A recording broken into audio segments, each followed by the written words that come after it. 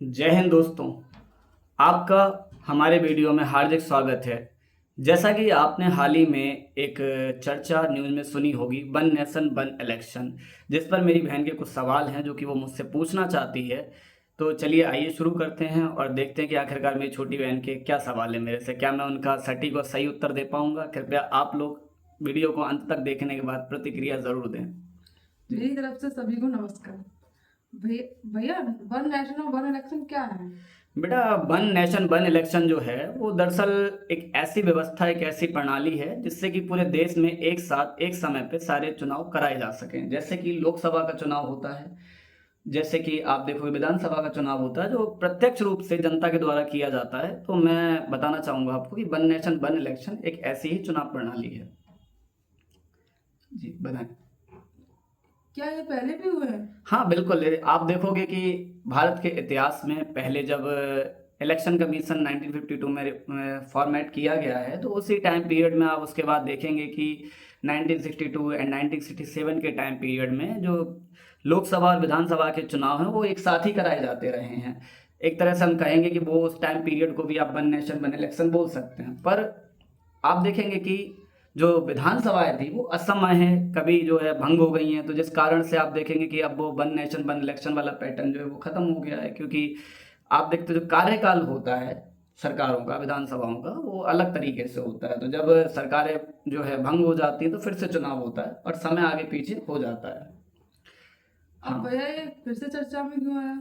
देखिए फिर से चर्चा में ये इसलिए आया है क्योंकि अभी हाल ही में जो कोविन रिपोर्ट बनाई गई है इसको लेके, वन नेशन वन इलेक्शन को, हाल ही की जो गवर्नमेंट है, वर्तमान जो गवर्नमेंट है, एनडीए की सरकार है, उसने जो है बहुत बार से इस चीज़ की वकालत की है कि देश में वन नेशन वन इलेक्शन होना चाहिए।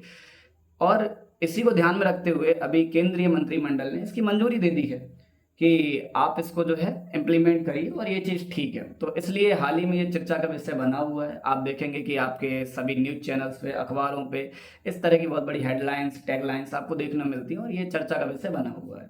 भैया इसके फायदे क्या क्या हो सकते हैं?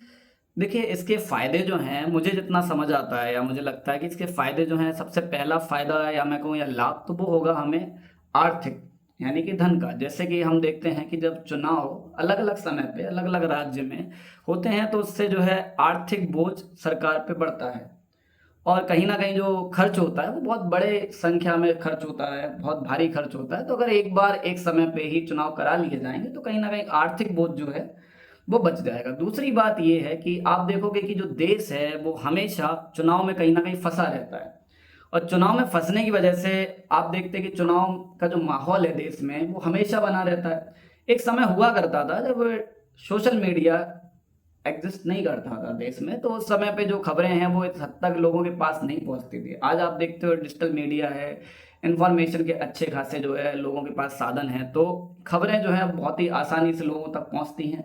और ऐसे में आप देखते हो सोशल मीडिया पे एक अलग तरह का एक माहौल बना हुआ होता है और इससे क्या होता है कि आप देखते हो पूरे देश में एक चुनावी माहौल बन जाता है और जिससे लोग जो हैं अपने भविष्य के बारे में, अपनी नीतियों के बारे में विचार नहीं कर पाते हैं। सरकारें भी जो हैं, जो कि पार्टी, आप देखोगे जो पार्टियां सरकार बनाती हैं और बाकी जो सरकारें रहती हैं वो हमेशा चुनावों में उलझी रहती हैं और वो जो योजना है, जो मतलब इंफ्रास्ट्रक्चर है, आप देखो जो वर्किंग पीरियड, उससे कहीं ना कहीं थोड़ा बहुत ध्यान भटक जाता है, जिससे आप देखते हो कि वो नुकसान कहीं ना कहीं जनता को ही उठाना पड़ता है। अगर वन नेशन वन इलेक्शन यानी एक बार में अगर चुनाव संभव हो जाता है पूरी तरह से, तो हमें लगता है कि हमारे देश की सरकारें, राज्य सरकारें और स्थानीय सरकारें, जिन्हें हम लोकल गवर्नमेंट कहते हैं, वो अच्छे से ध्यान दे पाएंगी वर्क पे और एक नेशन बिल्डअप हो पाएगा, डेवलपमेंट हो पाएगा और लोगों को एक, मैं कहूँगा कि सकारात्मक लाभ मिलेगा और जन कल्याणकारी नीतियाँ बन पाएंगी और उन पर अच्छे से काम हो पाएगा। क्योंकि कहीं ना कहीं जो हम पूरे हमेशा के समय में 5 वर्ष में हर किसी न किसी राज्य में आप देख रहे होते हुए चुनाव हो रहे हैं, उससे कहीं ना कहीं हमारा ध्यान जो है वो हट जाएगा और हम पूरी तरह से अपने आप को वर्क करने के लिए ठीक से अपने लाइन पे लेके आ पाएंगे। इसके नुकसान क्या क्या होंगे? देखिए इसके नुकसान जहाँ तक मुझे समझ आते हैं तो इसके नुकसान जो हैं वो आप देख सकते हो कि पहला चीज है संघवाद। भारत में जो पैटर्न है केंद्र और राज्य के बीच में, तो वो लागू किया गया संघवाद, इट मीन्स फेडरलिज्म। तो फेडरलिज्म के अकॉर्डिंग अगर आप देखोगे तो हम कहते हैं कि कुछ शक्तियां जो है वो राज्य को दी गई हैं, कुछ शक्तियां जो है वो केंद्र को दी गई हैं। तो ऐसे में अगर सरकारें जो बनेगी तो हो सकता है कि चुनावी समय में एक साथ सरकारें किसी एक ही पार्टी की संभवतः बन जाए। तो आप देखोगे कि इस संघवाद का जो स्ट्रक्चर है उसमें पार्टी में जो है वो मतलब आप कहेंगे वो क्षेत्रीय आकांक्षाएं या क्षेत्रीय जिज्ञासाएं और क्षेत्रीय जो जरूरतें हैं वो जब सरकार एक जैसी हो तो शायद हो सकता है वो ध्यान ज़्यादा ना दे पाए या वहाँ कहा सुनी ज़्यादा संभव ना हो, या मैं कहूँ कि जवाबदेही जो है अकाउंटेबिलिटी थोड़ी कम हो सकती है।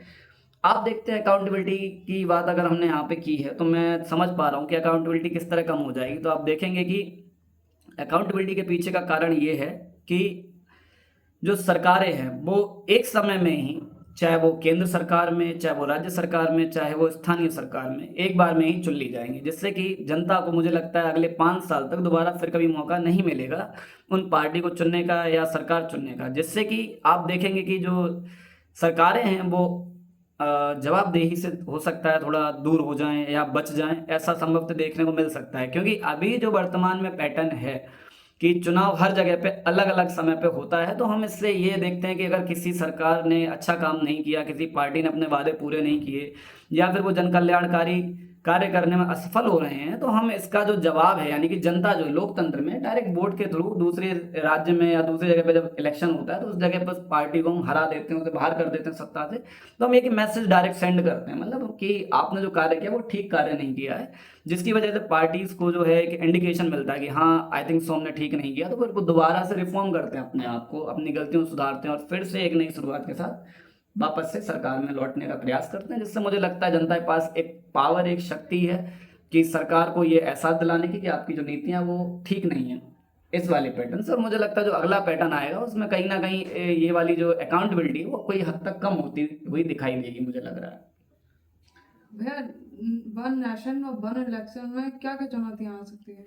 देखिए, चुनौती की अगर बात करें तो मुझे लगता है सबसे पहले कि जो हमारा इलेक्शन कमीशन है उस पर बहुत भारी बोझ पड़ने वाला है, बहुत ज़्यादा काम लग जाएगा उस पर और उसकी जिम्मेदारी पहले से बहुत ज़्यादा बढ़ जाएगी। क्योंकि अभी जो चुनाव होता है हम देखते हैं कि एक एक करके स्टेप वाइज होता है।